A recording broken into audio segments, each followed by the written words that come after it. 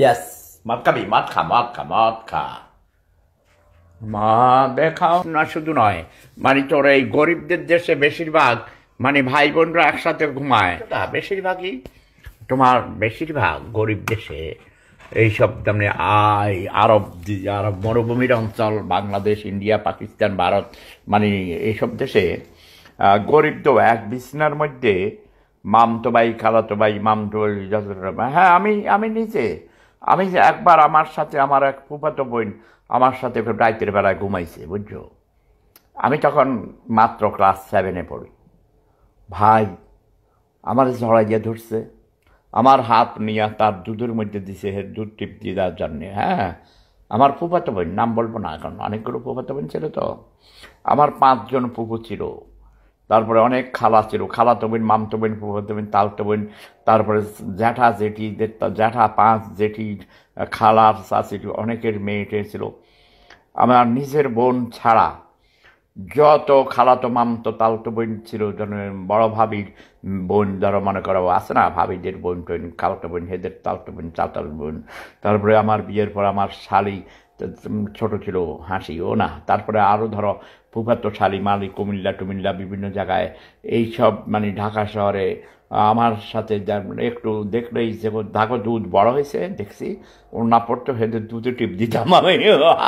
এখন দুধে টিপ দিছি, বুঝলো? এটা আমার ছোটোবেলা থেকে নেশা ছিল, দুধের মধ্যে টিপ দিতাম। আমি জানি না কেন দুধ টিপ দিলে ওরা চোখ মুখ লাল হয়ে যেত, মজা লাগতো, আমি দুধে টিপ দিতাম। আর অন্য কিছু করে নেই, এটা ঠিক। বিয়ের আগে আমি ওই নাভির নিচে যাই নাই, মদ বেশি কাছে গেছি, একদম ক্যান্সার হয়েছে তো মরে যাবো, বুঝো না? একটু মজা করি তোমাদের সাথে। হ্যাঁ, আজকে আমার ছোট বউ লিডুর অপারেশন হয়েছে গ্ল্যান্ডসে, ওর লিডু হাসপাতালে আছে, বুঝছো?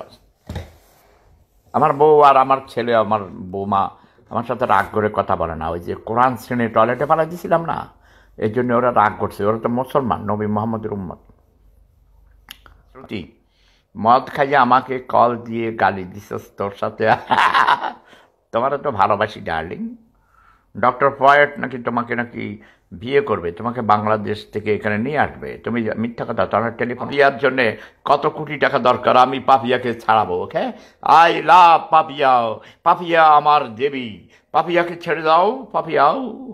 আমি শেফ স্যারের অনেক কি শেফাত, এই শাহাদাত হোসেন সেমন কি কাছে তুই শ্রুতি খান, উল্টাপাল্টা কথা কবি না, একদম মেজাজ খারাপ না।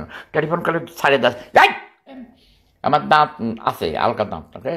দাঁতের দরকার নেই, জন্মের সময় করে দাঁত ছিল, মদ খাইছিস গা, মদ খাও। আমি তো মরে যাবই, ক্যান্সার হয়েছে, ডাক্তার বলেছে আমি মরে যাবো। ইয়াস, এখন মরে যাওয়ার মদ খাইছি, ওকে?